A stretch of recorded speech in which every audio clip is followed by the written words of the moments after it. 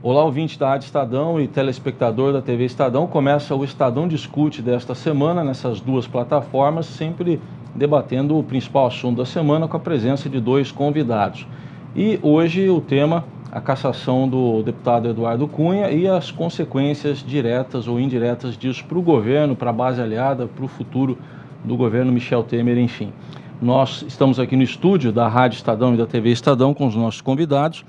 Alberto Carlos Almeida, que é sociólogo e cientista político, obrigado aqui pela presença. Eu agradeço o convite. E também Fernando Brandão Whittaker, que é vice-presidente da Associação dos Advogados de São Paulo, obrigado pela presença também. Eu agradeço, é um prazer estar aqui. Bom, essa decisão tem aspectos políticos e jurídicos também o tempo todo, né? Os assuntos se intercalam. Vou começar aqui pelo Alberto. Surpreendeu pelo placar aí de 450? Quer dizer, quase que mais um pouquinho seria uma unanimidade, né? O placar foi bem eloquente, né? E num período de eleição municipal. Existem aí uns 60, 50 parlamentares candidatos a prefeito, mas não só por isso, mas mesmo quem não é candidato nesse período, fica em suas bases, porque o parlamentar apoia um número tal de candidatos a prefeito, tem que circular em seu estado. Então, o comparecimento à votação também foi alto, considerando se tratar de um período de eleição municipal.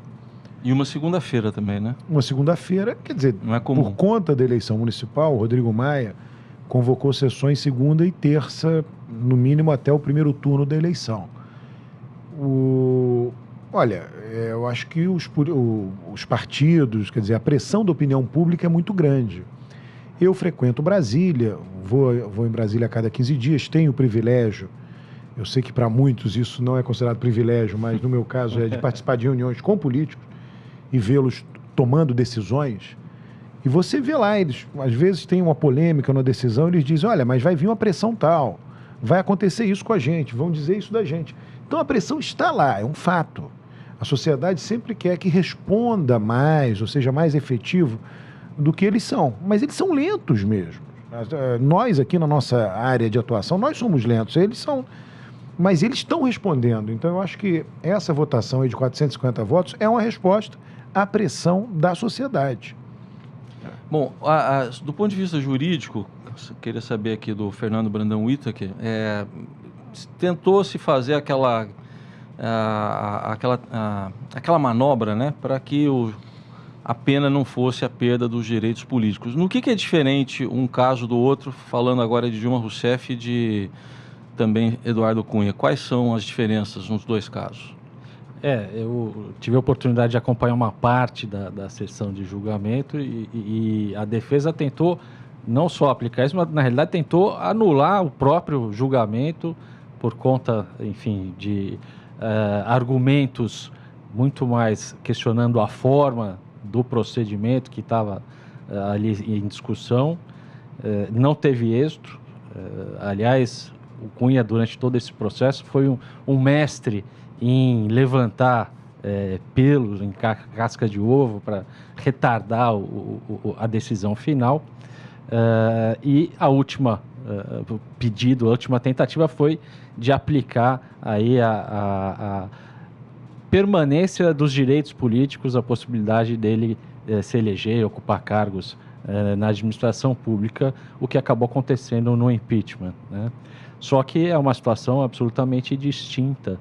O procedimento ético disciplinar do Congresso não é aquele previsto na lei do impeachment, nem a disposição constitucional, que foi muito controversa, que é muito controversa até a solução que foi dada, né? E, obviamente, já há questionamentos, todo mundo sabe, já existem ações no Supremo em andamento para reverter esse fatiamento da decisão, e vamos aguardar aí qual que vai ser o encaminhamento que o Supremo vai dar sobre isso, né? O Fernando mencionou o nome do Eduardo Cunha, né, e a gente pensando na figura dele, me ocorreu aqui, isso acontece com todos os parlamentares, como eu mencionei, né, eu frequento Brasília já há muitos anos, eu me lembro do Gé Genuíno, do PT, sim, líder do partido, presidente do partido, quando ele andava na Câmara, tinha uma multidão em volta dele. Aí teve o escândalo em torno dele, ele conseguiu se reeleger deputado e continuava lá. Já não tinha mais ninguém. Eu me recordo da cena, ele saindo para fumar ali fora, no anexo 2, no anexo 3, e ninguém acompanhando ele. O Cunha, aconteceu isso agora. Ele não podia andar na Câmara. Claro, o presidente da casa. Ele estava sozinho, saiu sozinho, ninguém do lado dele. Pela porta lateral. Pela porta lateral, quer dizer, então isso é muito revelador do que ocorreu, quer dizer, é uma imagem muito reveladora, como dizem, né? Uma imagem fala mais do que 1000 palavras. Né? Jornalistas e os próprios deputados o acompanhavam, tanto no caso do Genuíno como do Exatamente. E agora é um isolamento. Ele se mesmo. torna um pária, exatamente. Agora, o próprio governo o abandonou, não? Isso teve um papel importante também nessa votação. Mas eu vou dizer uma coisa, o Cunha deu uma declaração dizendo que o governo o abandonou quando decidiu apoiar o Rodrigo Maia para presidente da casa. Isso não é verdadeiro, tá? O governo, na eleição do presidente da casa, essa eleição aí para o mandato tampão, ele até aceitava a solução Rogério Rosso. Que era o candidato dele. Exatamente. O governo aceitava, tinha ali uma conciliação. O governo, em nenhum momento ali, quis ruído, quis conflito. O que aconteceu é que o PSDB, junto com o DEM, ambos bancaram fortemente a candidatura do Rodrigo e fizeram um acordo com o PT para isso. Tá? E aí o governo não teve jeito, quer dizer, não se tratou de apoiar o Rodrigo Maia, mas o tipo, olha, vamos no que vai ganhar, né? Mas, de fato, ali o Cunha está sendo bastante ou injusto, ou de caso pensado, ou impreciso, ou ele realmente acredita nisso, mas o governo não apoiou, num primeiro momento, o Rodrigo Maia para presidente da casa. Tanto é que a gente vê aí, está público nos jornais, os conflitos no que dizem respeito à tramitação de eventuais reformas, os conflitos entre o Rodrigo Maia e o governo. Aliás, aproveitando aqui o Fernando também, a gente vê no direito e na política, tem muita coisa que é interpretativa e às vezes até uma vírgula ou a falta de uma vírgula faz a diferença. Mas tem havido esse conflito mais recente aí, Constituição e Regimento. A gente sabe que a Constituição é a lei maior do país. Sim. Mas essas casas têm regras próprias? Não, existe o regimento interno, existe a legislação que rege esse procedimento administrativo do Congresso. Agora, obviamente, todos têm que se conformar com a previsão da lei maior da Constituição Federal. O problema é que são julgamentos, apesar de com esse formato jurídico, o conteúdo é eminentemente político, né, Alberto? Alberto acompanha muito isso, enfim, acaba criando uma margem interpretativa mais ampla ainda, até por serem em sede administrativa, não são julgamentos realizados no judiciário, né? Então, realmente acaba tendo essa margem mais elástica de interpretação e, óbvio, até como você colocou, Heisen, certamente isso vai ser judicializado, vai ser questionado perante o Supremo o resultado, o que vai ser, acredito eu, confirmado, né? Vamos aguardar. Parece que o Supremo não vai querer entrar botar a mão nessa cumbuca. Exatamente, né? Porque a Constituição até reza que é uma decisão a ser tomada pelo Congresso e não pelo Supremo, né? Agora, no caso específico do Eduardo Cunha, Alberto, o PMDB, a gente tem que falar, acho que de vários PMDBs no caso, né? Não existe um só.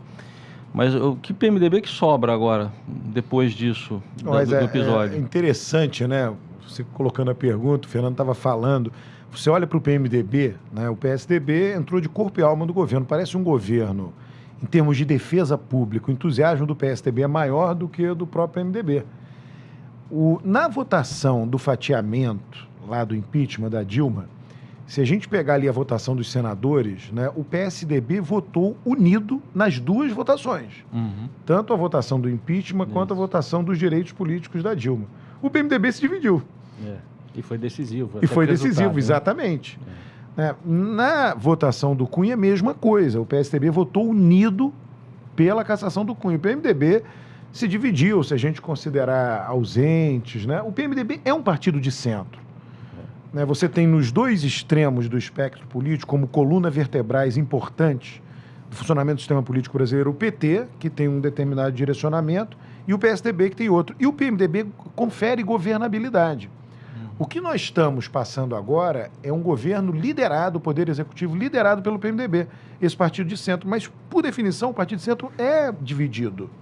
E o nosso partido de centro, isso é uma especificidade do Brasil, vários países do mundo têm partidos de centro, mas o nosso partido de centro é muito grande. Tá? Eu diria que é o maior partido de centro do mundo ocidental, talvez até do mundo inteiro. Fora isso, às vezes criam blocos, né? O Centrão, por exemplo, que reúne vários partidos. Exatamente. E que hoje os jornais dizem até que o PT já está fazendo alianças para compor o bloco com o próprio Centrão, né? Exatamente, para ingressar nesse bloco. E nós estamos numa situação de crise política profunda. O impeachment não resolve a crise política, ele ameniza em alguns aspectos. O sistema está muito fragilizado. Os políticos estão fragilizados. O PT, se você olhar o PT do passado, né? Não muito distante, mas as grandes lideranças congressuais, né? Figuras importantes que saíram de atuação parlamentar, Palocci, José Dirceu, Genuíno aqui mencionado, e tantos outros, né? E o próprio PSDB, que já teve muitos líderes, o que aconteceu recentemente com o PSDB da Câmara? Tem excelentes deputados, mas não tem um líder que a bancada da Câmara siga. Hoje, paradoxalmente, incrivelmente, a principal liderança do PSDB da Câmara é o senador Aécio Neves. Isso é algo inédito no funcionamento do partido. Tá? São sinais, eu estou aqui simplesmente elencando, sinais da profunda crise política, cuja saída é lenta. Né? Cuja saída é lenta, não há mágica, não vai ser um fato, impeachment. Né? Nós estamos num momento de fragilidade do sistema, sem líderes, os partidos com a baixa credibilidade na opinião pública, nunca foi alta, mas agora a pior de todos os tempos. Então, a Lava Jato funcionando, e delações, e chantagens. Então, é uma situação muito difícil, até para fechamento de acordos. Uhum. Aliás, nesse aspecto, outro acontecimento da semana, que acho que os assuntos se conectam, foi a posse da ministra Carmen Lúcia, lá no Supremo. Eu vou começar até pelo Fernando para analisar, para depois o Alberto também falar. E que ali parece que foi um libelo contra a corrupção ali. Tudo que se discursou foi nesse sentido. Eu vi depois comparações do tipo, parecia o UDN moralista dos anos 50, teve gente que falou isso também. Mas qual a sua avaliação, Fernando? Que recado que foi mandado nesse discurso? E pelo jeito foi um recado para a gente que estava na plateia, inclusive, né? Ali na posse. A ministra, ela vem trazer novos ares para o Supremo, ela carrega consigo uma credibilidade muito grande, e ela está aproveitando o momento da inovação e vai propor, acredito eu, uma série de mudanças muito benéficas para a sociedade em geral e para o Poder Judiciário em específico. O discurso dela foi fortemente voltado a resgatar um prestígio que o Poder Judiciário necessita ter, atacando não só a questão da corrupção, mas também atacando a própria morosidade do Poder Judiciário, que acaba afetando todo cidadão e coloca em descrédito o Poder Judiciário. A gente tem a expectativa de que ela realmente implemente essas alterações, essas mudanças, vai encontrar resistências corporativistas, resistências na esfera política também, muito provavelmente, mas ela está legitimada para fazê-lo. E o momento é muito propício, né? Um momento de renovação, um momento de prestígio das nossas instituições, e o Supremo é uma peça essencial para isso, né? Então, a expectativa da posse da ministra Carmen Lúcia é a melhor possível, né? Ela veio num bom momento, com propostas muito boas, que vão afetar a sociedade como um todo. Então, estamos muito ansiosos para que essas medidas sejam colocadas em prática, né? Alberto, e aí, os juízes parece que têm conquistado um papel mais relevante nos últimos tempos aqui, né? Olha, há umas 3 semanas atrás eu falei numa audiência pública na Câmara dos Deputados, na comissão especial que aprecia o projeto dos 10 medidas de combate à corrupção do Ministério Público. Tá? E naquela oportunidade, esse vídeo até eu coloquei na minha página no Facebook, naquela oportunidade eu chamei atenção para um fato: o Poder Judiciário está muito entusiasmado, muito atuante, mas alguns elementos importantes, talvez um em particular, que é a fonte, de novo, é a principal fonte de nossa corrupção, ele não vem sendo combatido e ninguém faz uma proposição para isso, tá? Que é o nosso sistema eleitoral. Tá? O meu temor, tá, é que todo esse empenho do Poder Judiciário se revele, no passar do tempo, nada mais do que enxugar gelo. Tá? E com um malefício muito grande para a sociedade. A cada 10 ou 20 anos você vai destruir uma elite política. Eu não vou aqui fazendo julgamento moral, udenista, né? Existem usos e costumes no mundo político que perpassa todos os partidos igualmente. Tá? Para nós para a sociedade não é uma vantagem você destruir uma elite política, porque são eles que governam, né? E como é que você então vai combater os usos e costumes deles, né? Que estamos vendo aí, né? Combatendo a fonte disso. Nosso sistema eleitoral, tá, é um sistema eleitoral único no mundo. Tudo tem vantagens e desvantagens. Todos os sistemas têm vantagens e desvantagens. Nosso sistema eleitoral proporcional. Não é o sistema eleitoral distrital. A maioria dos países adota o sistema proporcional. Não há nenhum mal nisso. Nenhum mal intrínseco nisso. Até mesmo a trajetória histórica mais comum, quando, na origem da democracia, era adotar primeiro o sistema distrital e, com o passar dos anos, abandonar o distrital e ir para o proporcional. Tá? É muito incomum. Tem um caso nos últimos 20 anos, que é Madagascar, que é você abandonar o sistema proporcional e ir para o distrital. Lá tem um ditatorzinho, uma espécie de Hugo Chávez lá da ilha, que fez isso. Tá? O sistema proporcional com lista aberta, como o nosso, é único.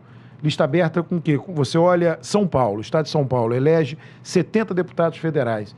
Então você tem 70 pessoas que serão eleitas individualmente. E cada partido pode lançar o número de cadeiras mais 50%. Cada partido pode lançar 105 candidatos a deputado. Então, se tiverem 10 partidos, são 1.000 candidatos. E eles lançam. Por quê?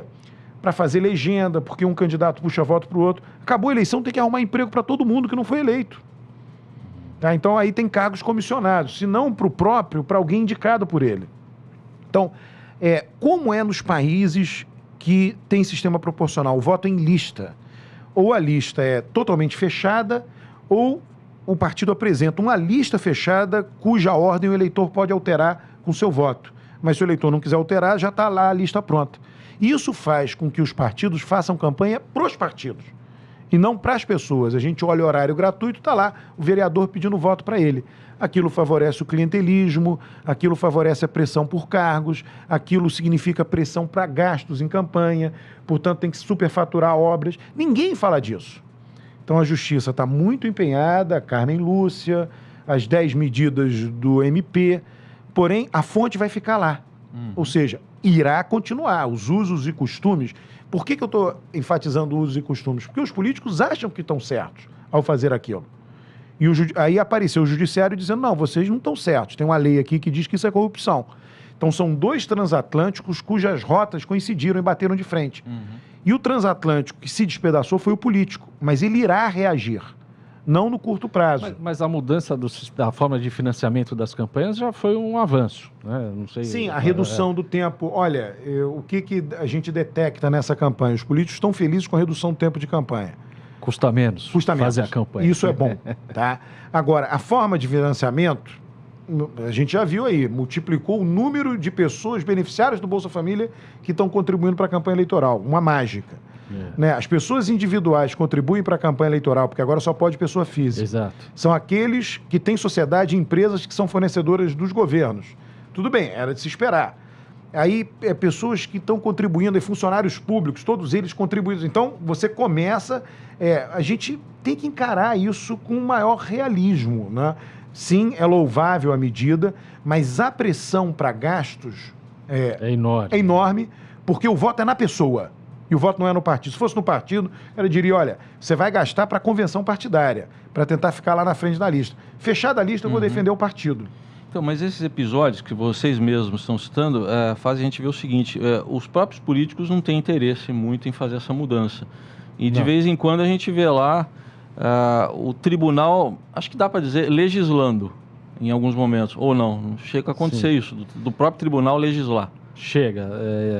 A inoperância ou, enfim, o desinteresse do legislador em cumprir com a sua atividade fim acaba levando o tribunal muitas vezes a fazê-lo. Aliás, até ontem saiu uma decisão do ministro Teori Zavascki a respeito de direito do trabalho, não é exatamente o objeto aqui da discussão, mas ele entendeu que é possível, em determinadas situações, que o combinado através de um acordo entre a empresa e os seus trabalhadores pode prevalecer sobre o legislado. Isso vai trazer uma repercussão muito grande, inclusive porque ele determinou que seja observada essa decisão como sendo um recurso repetitivo que o TST vai ter que seguir. Mas justamente essa falta de interesse corporativo do legislador, dos congressistas, em alterarem a próprio sistema eleitoral, que foi uma reforma que eles propalaram, anunciaram como se fosse uma grande reforma, no fundo ela não alterou a raiz do problema, como o Alberto colocou. E agora uma pergunta, essa proposta de ser voto em lista, há uma crítica muito grande de que as cabeças do partido teriam um poder aumentado na formação das listas. Como é que a gente resolve essa situação? Olha, você não tem sistema perfeito, né? O cobertor é curto. Você não vai cobrir todas as partes do corpo, tá? Então, tudo tem vantagens e desvantagens. O que eu só estou alertando para o fato do nosso sistema ser único no mundo.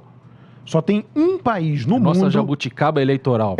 Só tem um país no mundo, tá, que adota a lista completamente aberta e com muitos candidatos por região de voto. E muitos partidos também. Muitos partidos. Agora, só lembrando, tá, Fernando, você estava falando aí, é verdade, uma certa dificuldade dos políticos, talvez desinteresse, talvez incapacidade de coordenar ações, mas a gente tem que fazer justiça num ponto na coisa do número de partidos. Eles aprovaram a lei alguns anos atrás, 5 anos, sei lá, resgata-se facilmente na internet. E o Supremo considerou inconstitucional a lei, uma lei que limitaria o número de partidos colocando uma cláusula de barreira. Exato. É claro que o ministro Supremo vai dizer, não, nós julgamos conforme a Constituição. Mas pensando na consequência daquilo, foi um desserviço, tá? A consequência final daquilo ali, porque hoje nós estamos com 30 partidos, o pedido de legalização de mais 70, tá? A dificuldade hoje, a soma de pequenos partidos pode ser que vete uma saída. Eu estava outro dia numa palestra e mencionando, no Brasil, com representação tem 28 partidos, uns gringos, né? Aí uma canadense falando lá, olha, nós no Canadá achamos um escândalo, no nosso parlamento tem 3 partidos, entendeu? Quer dizer, não tem 30 ideologias, não tem 30 propostas diferentes, tá? Então, a redução dos partidos já ajudaria nisso, ajudaria outros aspectos que eventualmente vamos tratar aqui, mas outros aspectos do sistema político brasileiro. E quando o Supremo teve a chance de tomar a decisão nessa direção, ele foi na decisão contrária, tá? Alguns anos atrás. Sim, eu não estou dizendo, é justificável do ponto de vista jurídico. A consequência política foi muito nefasta para o funcionamento do nosso sistema. Aliás, deixa eu aproveitar para iniciar esse bloco. Essa semana, na CCJ lá do Senado, foi aprovada justamente uma cláusula de barreira, aí, falando em 2% ou 3%, em alguns casos, em 14 estados, para o partido ter direito ao fundo partidário. É um caminho para chegar a isso? Olha, tem vários caminhos. Na Inglaterra, você pode fazer o partido que quiser, tem dinheiro do governo para fazer campanha. Se você não atingir X% de votos, tem lá um número lá, você tem que devolver o dinheiro para o governo. Tá? O problema é que no Brasil, fez um partido, já tem acesso a fundo partidário, já tem acesso a tempo de TV, já tem acesso... Sabe, é complicado isso, tá? Já tem partidos aí para todo mundo, né? Vamos dizer, a situação nossa em número de partidos é tão grande que você não diria, olha, tem 3, 4 ideologias no máximo, vamos reduzir de 30 para 6, 7 partidos. Já é muito 6, 7. Sim. Tá? Mas que seja isto, né? O que acontece hoje? Quando um político tem dificuldade dentro do seu próprio partido e não consegue, né, algo que ele almeja ali dentro do partido, ele vai lá e funda um partido para chamar de meu, pra chamar de seu. A Marina fez isso. O próprio Haddad também. Todos, né? Tem seu partido, né? Kassab, aliás. Kassab. Então, vocês são caciques, né? Se todo mundo tivesse dentro de poucos partidos, esse seria um efeito benéfico, formidável, tá? A fila andaria mais rapidamente. Como hoje você tem o seu próprio partido, a fila não anda. Então, você tem presidentes de partidos que controlam e mandam seus partidos há 40 anos. É o mesmo presidente há 40 anos. há 30 anos, vários. Vários exemplos, né? Isso já foi feito reportagem em jornais, vários exemplos. Tá? Então você não tem vida partidária real.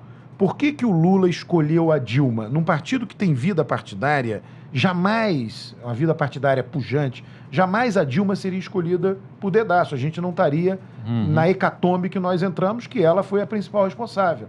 Tá? Foi o dedaço, né, que os mexicanos chamam de dedaço, o presidente escolhe, teria uma vida interna, iria ter mais gente querendo ser candidato, iria reclamar, ia ter que ter um consenso. Então, o fato de nós termos muitos partidos leva a uma vida partidária fraca, débil. Promíscua. Também. Vira balcão de negócio. Os nanicos acabam... Exatamente. Apoios aí que são dados e muitas vezes o próprio candidato aí se candidata não para defender a candidatura dele, mas para criticar do adversário, para ajudar um terceiro. Muitas vezes a gente vê isso no horário eleitoral.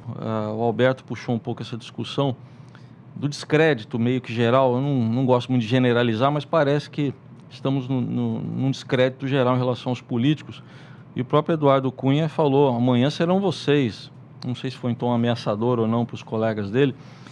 Como é que se reverte esse descrédito? É um processo lento. Nós temos uma combinação de fatores. A crise econômica é muito importante. Se o Brasil estivesse, os políticos que estão aí, o que eles fazem, é a mesma coisa que eles eram e faziam em 2010. Só que em 2010 o Brasil cresceu 7,5%.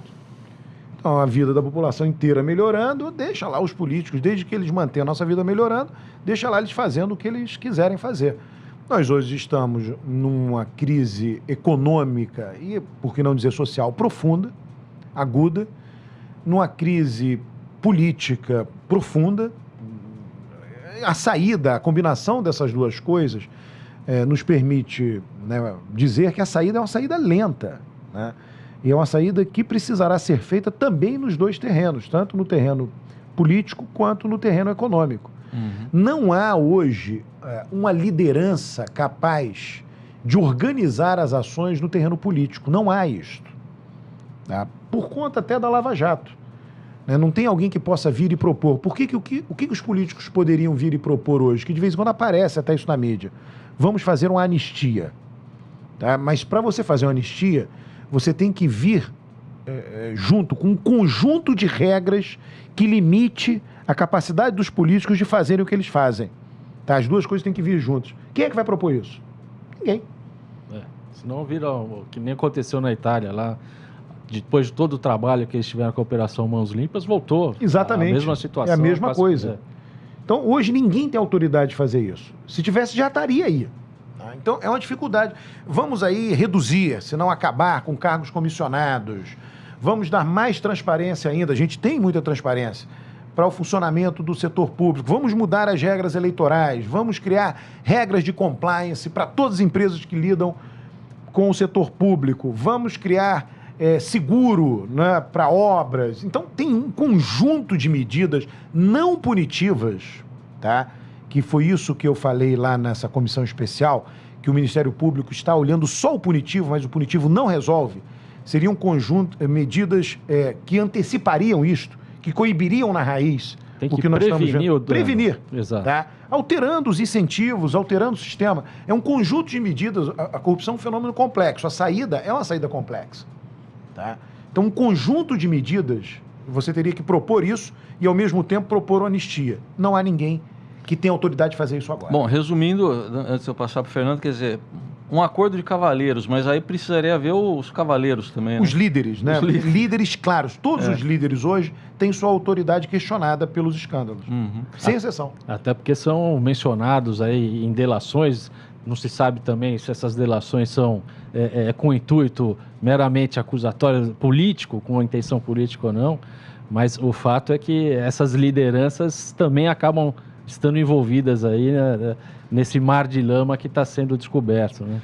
Fernando, então, puxando por esse lado aí, o Instituto da Delação Premiada, ou Colaboração Premiada, qual a sua avaliação do uso dele? E depois eu queria entrar um pouco na questão do foro privilegiado, que é outra discussão que está muito presente nesse momento também.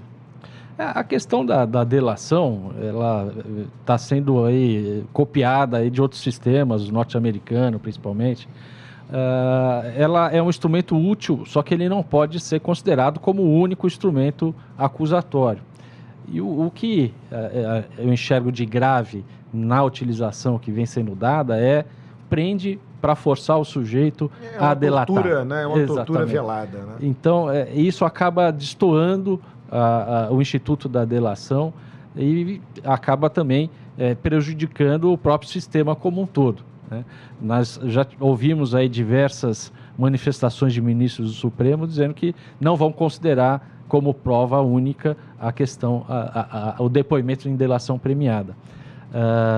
Assim como já ouvimos vários ministros do Supremo criticar, e com isso eu concordo também, alguma dessas 10 medidas propaladas aí pelo Ministério Público, como, por exemplo, a utilização de provas obtidas por meio ilícito.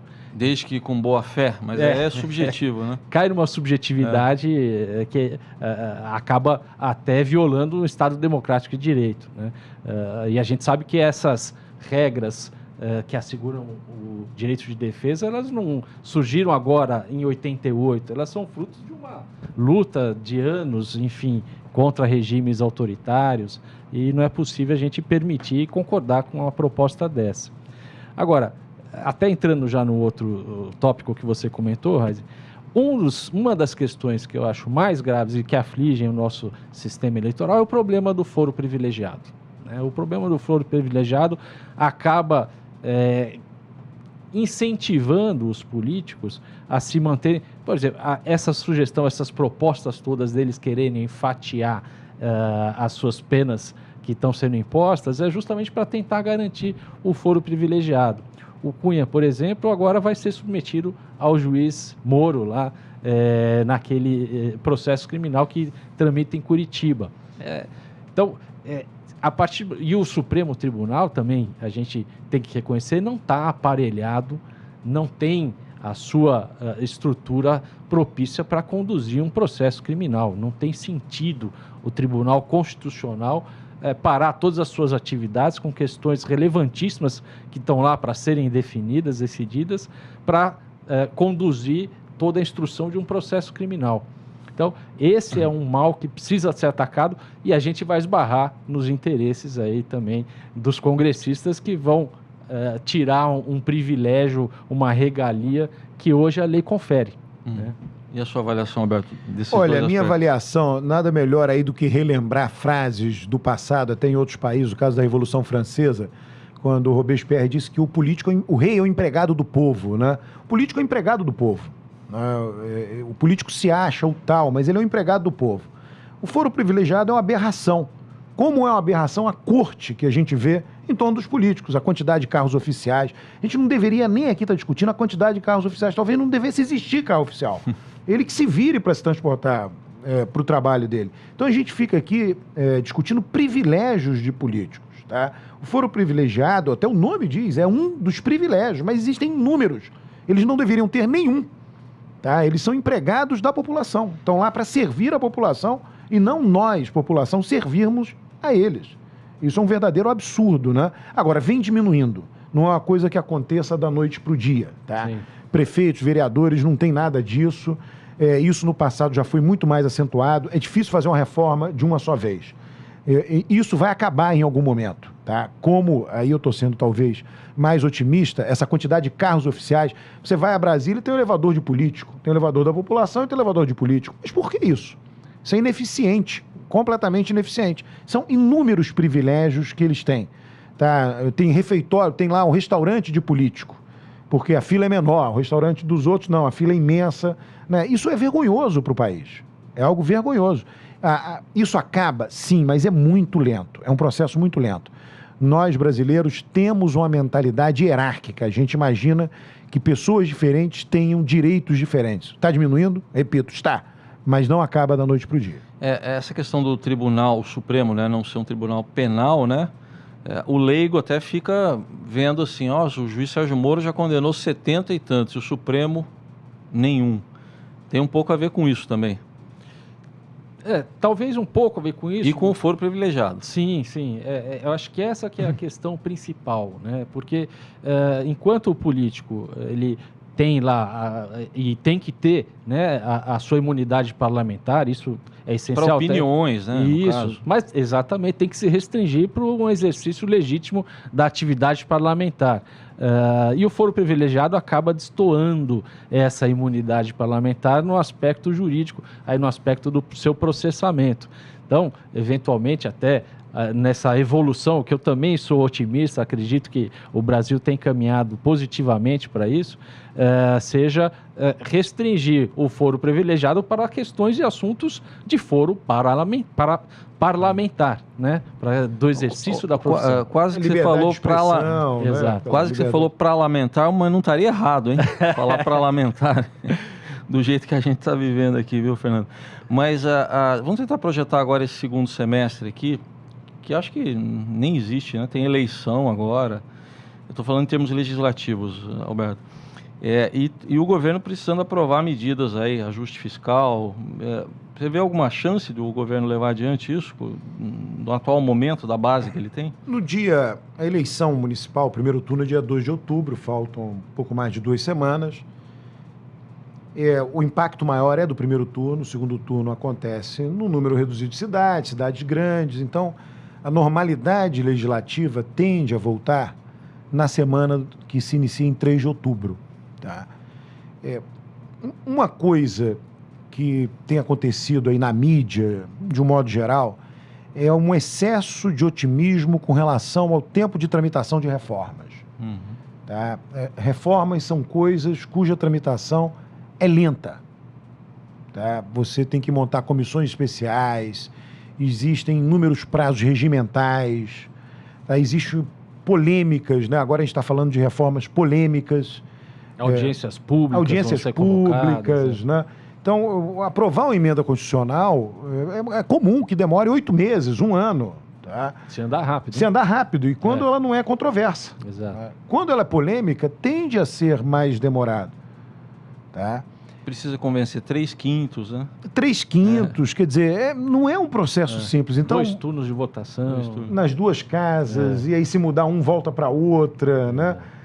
É complicado. Então, a primeira coisa que a gente tem que fazer é colocar os pés no chão para o prazo regimental, para os prazos regimentais que condicionam a aprovação de medidas dessa natureza. Em segundo lugar, nós estamos numa situação...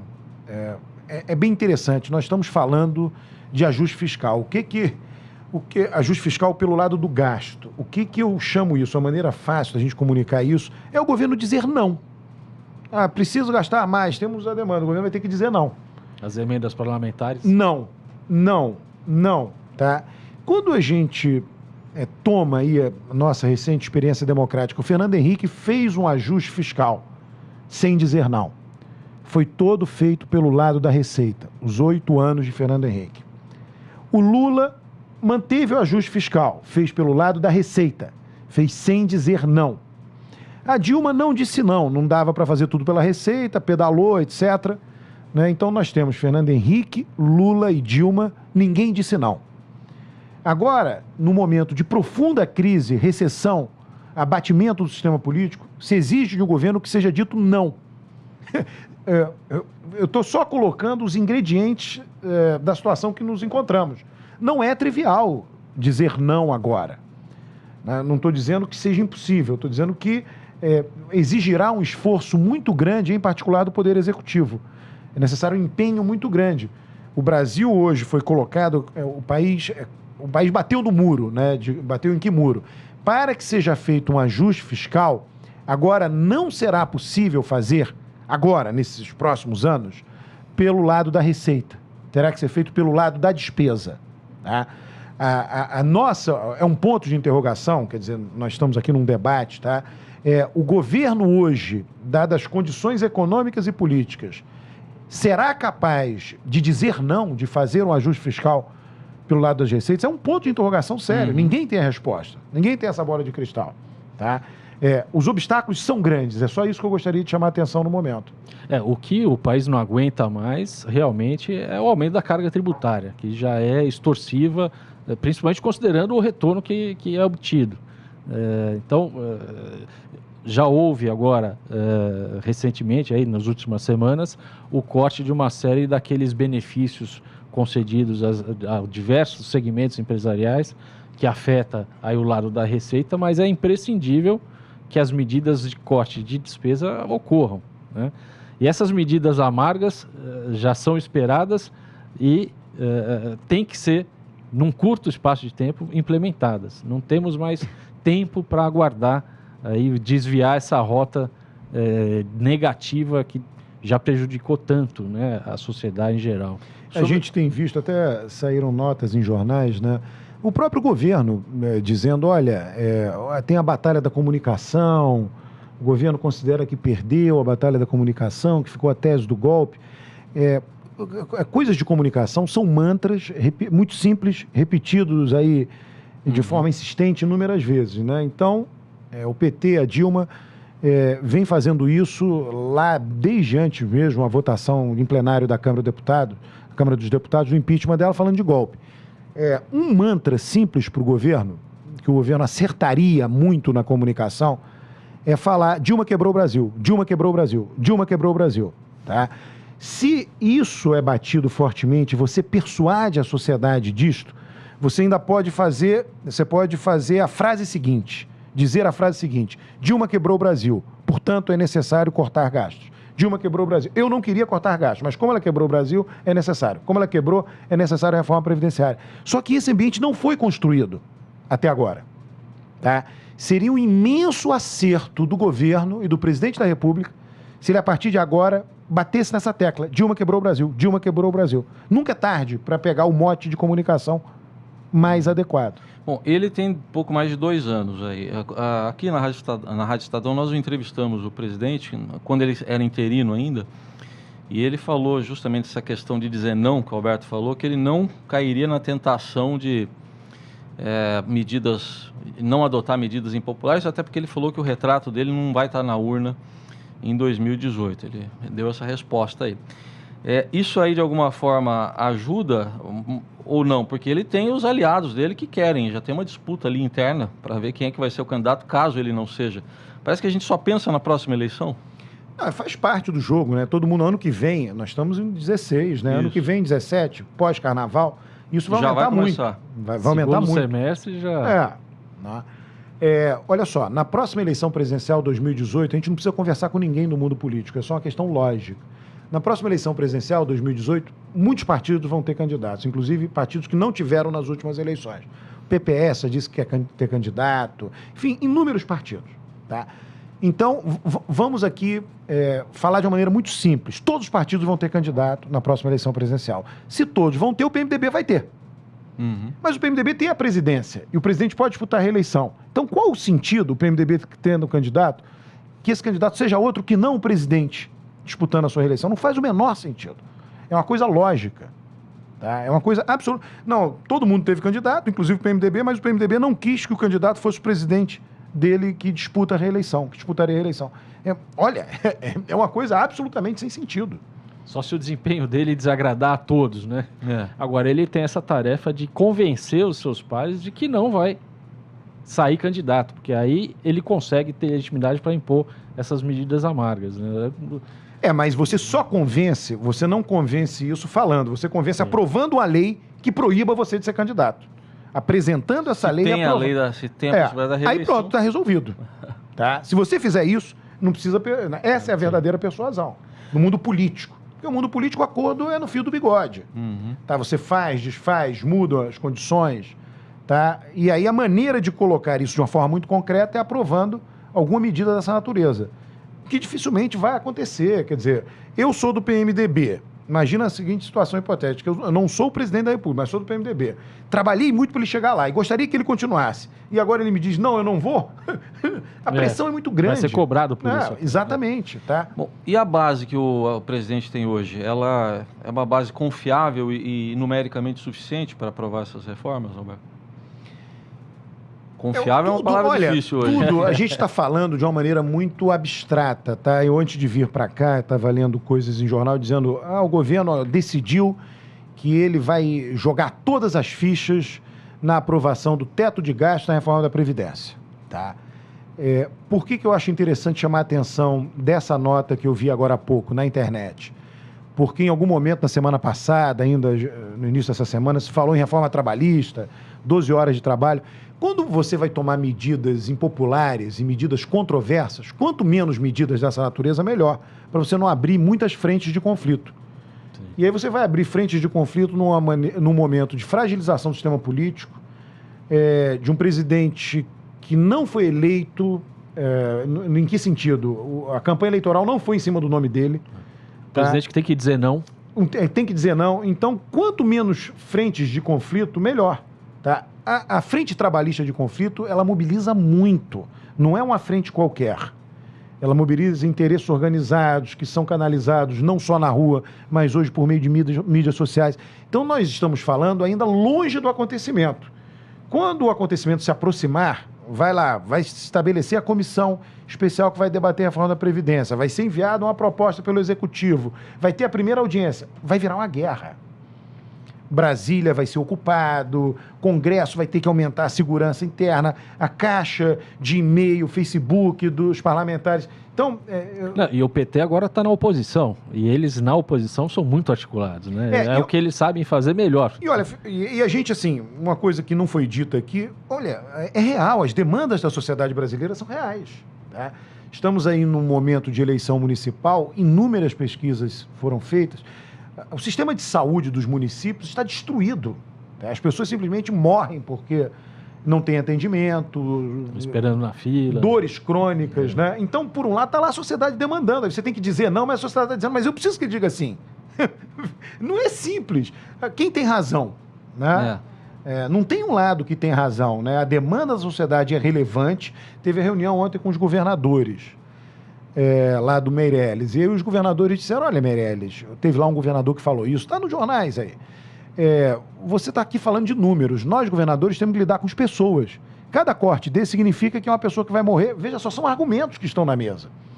E são argumentos relevantes. A sociedade está pressionando por mais gastos. E vai continuar pressionando. Mas você tem que dizer não. Tá? Então tem que ser eficiente. É uma equação complicada de se fechar. Sem dúvida. E nessa medida, até uma ideia que parece que a ministra Carmen Lúcia vai implementar é de segurar o reajuste dos juízes, que, convenhamos, na altura do campeonato, se remunerar ou aumentar a remuneração dos juízes, que tem aquele efeito cascata, que e os governadores seriam seriamente afetados com os aumentos das magistraturas locais, é uma providência que até, como se diz, né? Importantíssima. Bom, eu já estou indo para a conclusão, só vou uma pergunta bem simples. Há uma esperança de dias melhores aí, Alberto? E depois o Fernando. Olha, as crises são passageiras, né? Você sempre alterna momentos de bonança e dificuldade. Quando a gente olha trajetórias sociais da história das sociedades, a sociedade vem melhorando, o Brasil vem melhorando desde sempre, nos últimos anos. Nós estamos numa crise profunda. Ela é passageira, isso a gente pode afirmar com muita convicção, claro. O que é difícil dizer é quanto tempo ela irá durar, né? Toda a nossa conversa aqui, o tema, na verdade, o tema central, é a dificuldade de você coordenar ações políticas que levem a decisões que encurtem a crise, tá? Então, é muito provável que essa crise seja mais longa por conta disso. Tá? Eu diria assim, qual é a probabilidade maior? A probabilidade maior é do sistema político não conseguir responder à crise, por conta do que a gente está vendo aí. Então, a crise ela irá se resolver, talvez pelo lado da inflação, o governo não vai conseguir cortar gastos de uma maneira, né, sustentável. Então, a saída vai ser ter mais inflação crônica. E a sua avaliação, Fernando, para a gente concluir? Eu acredito que a visão que temos deve ser positiva. As instituições estão funcionando, o Judiciário, o Ministério Público, a própria Polícia Federal tem desenvolvido as suas atividades sem restrições. O direito de defesa tem que ser assegurado, obviamente, mas esse cenário ele é muito positivo até para essa evolução que o Alberto mencionou da nossa República, né? É importantíssimo que continue nesse passo e, por conta disso, a visão é positiva. Muito bem, quero agradecer então a Alberto Carlos Almeida, sociólogo e cientista político, obrigado pela presença. Obrigado. E a Fernando Brandão Whittaker, vice-presidente da Associação dos Advogados de São Paulo, obrigado aqui pela presença também. Eu que agradeço mais uma vez. E eu agradeço ao ouvinte, ao telespectador da Rádio Estadão que esteve conosco, mais um Estadão Discute, e que volta na semana que vem, sempre nessas duas plataformas do Grupo Estado. Até semana que vem, então.